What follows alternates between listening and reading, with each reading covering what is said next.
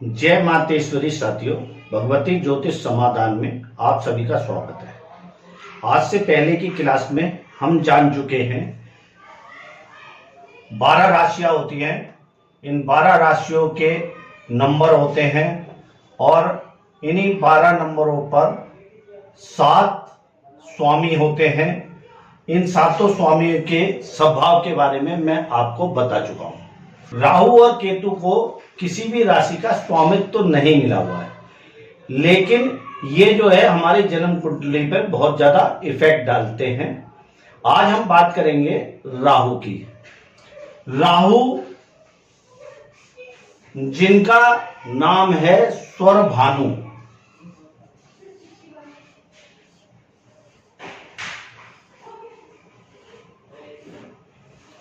स्वरभानु की माता राक्षसी और पिता देवता है।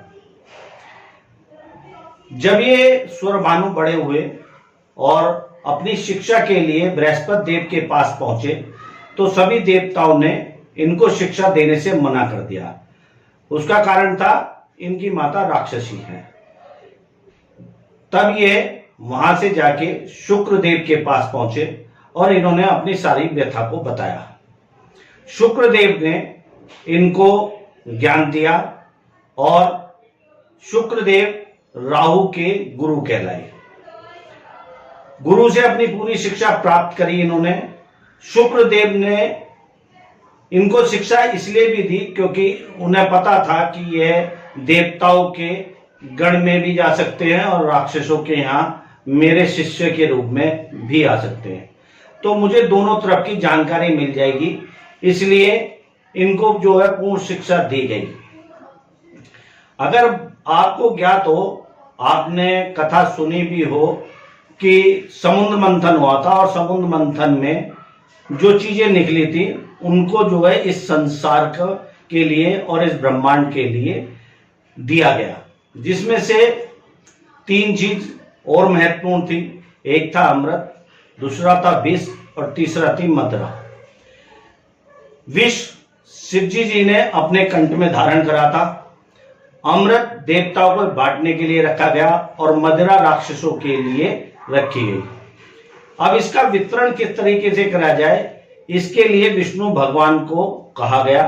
विष्णु भगवान ने मोहिनी का रूप धारण करा और मोहिनी का रूप धारण करते हुए एक तरफ देवताओं को अमृत पिलाया और दूसरी तरफ राक्षसों को मदिरा का पान करा रहे थे।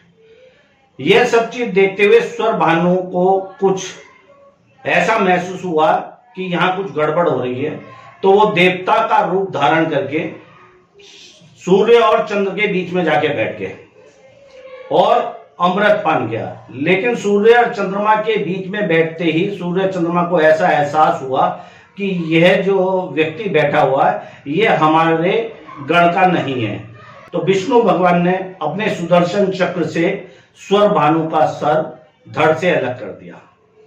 राहु और केतु सूर्य और चंद्रमा को मानने के लिए दौड़े क्योंकि उन्होंने उनकी बात को विष्णु भगवान को बता दिया था।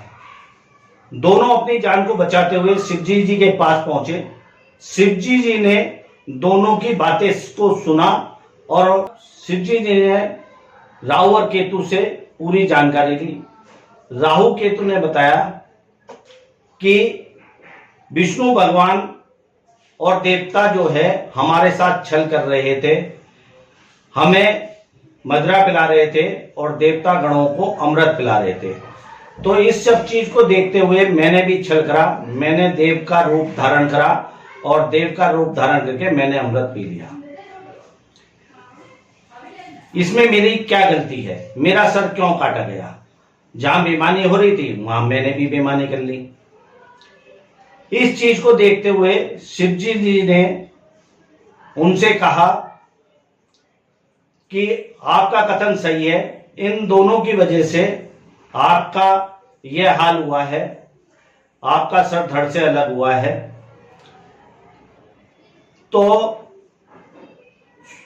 राहु और केतु को यह कहा शिवजी जी ने कि जब भी ये आपके सामने आएंगे तब आप इनसे अपना बदला ले सकते हैं, हिसाब ले सकते हैं। यही कारण है कि जब सूर्य देव के सामने राहु आते हैं तो जो है सूर्य ग्रहण पड़ता है, और जब चंद्रमा देव के सामने केतु आते हैं तो चंद्र ग्रहण पड़ता है। और इन दोनों ग्रहणों के समय 12 घंटे का सूतक लगता है, और उस 12 घंटे में सभी देवी देवताओं की पूजा बंद हो जाती है। इस चीज को देखते हुए उनको कुछ तसल्ली हुई, और उसके बाद वे वहां से चले गए। सर धड़ से अलग होने के बाद अमर हो चुके थे।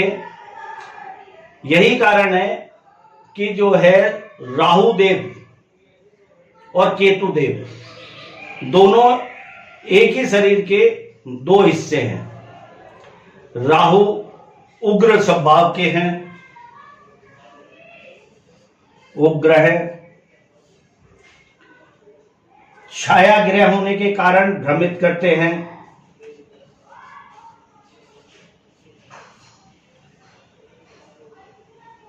जब इनकी दशा अंतर दशा आती है तो इस तरीके का ये भ्रमजाल फैला देते हैं कि डॉक्टर भी फेल हो जाते हैं।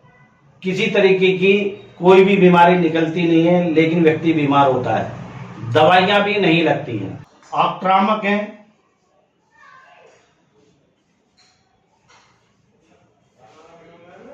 गुप्त हैं, रहस्यमयी हैं।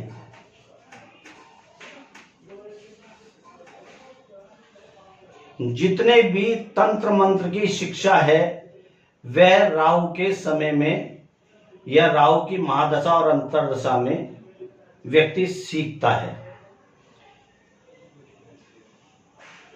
आक्रामक स्वभाव इसलिए है इनका क्योंकि ये जो है शनि की छाया कहलाते हैं। राहु शनि की तरह ही कार्य करते हैं। बात करते हैं केतु की। केतु जो है स्वरभानु का धड़ है। जब सर कटा तो सर तो आकाश में चला गया था, और जो है धड़ वहीं रह गया, जिसकी वजह से जो है इनका समय जो है देवताओं के साथ ज्यादा रहा। इसीलिए ये अध्यात्म की तरफ जो है इनका रुझान ज्यादा रहता है। केतु का जब भी दशा या अंतरदशा आती है तो व्यक्ति जो है अध्यात्म की तरफ को ज्यादा ध्यान लगा लेता है। और केतु मोक्ष का कारण भी है। केतु उग्रवादी भी है, मंगल की तरह इनका स्वभाव होता है। केतु चोट का कारक भी है, जैसे जो है मंगल चोट का कारक है। मंगल से केतु की तुलना जो है, समानता जो है बहुत है। केतु की मंगल से समानताएं अधिक हैं, तो मंगल जैसा ही स्वभाव इनका रहता है। धड़ होने के कारण यह सैन्य कमांडर के रूप में भी काम करते हैं, एग्रेसिव हैं, ऊर्जावान हैं। यही कारण है कि केतु की महादशा और अंतरदशा में जो परिणाम ये देते हैं वो अच्छे भी होते हैं और बुरे भी होते हैं, क्योंकि जो है राहु और केतु एक दूसरे के पूरक है, इसलिए ये 180 डिग्री पर बैठते हैं। राहु यहां होगा तो केतु यहां होगा, यानी कि आमने सामने होंगे। ये कुंडली में कहीं भी बैठे होंगे तो इनके आमने सामने बैठे होने के कारण इनकी जो है एक दूसरे पे निगाह बराबर रहती है।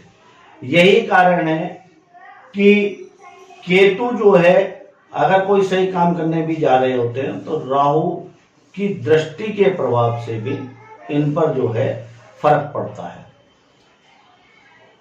दोनों ही ग्रहों के बारे में मैंने आपको आज इस क्लास में समझाया है। केतु के द्वारा जो है ज्ञान की प्राप्ति होती है, अध्यात्म के ज्ञान की प्राप्ति होती है। केतु पूजा पाठ का कारण भी माने जाते हैं।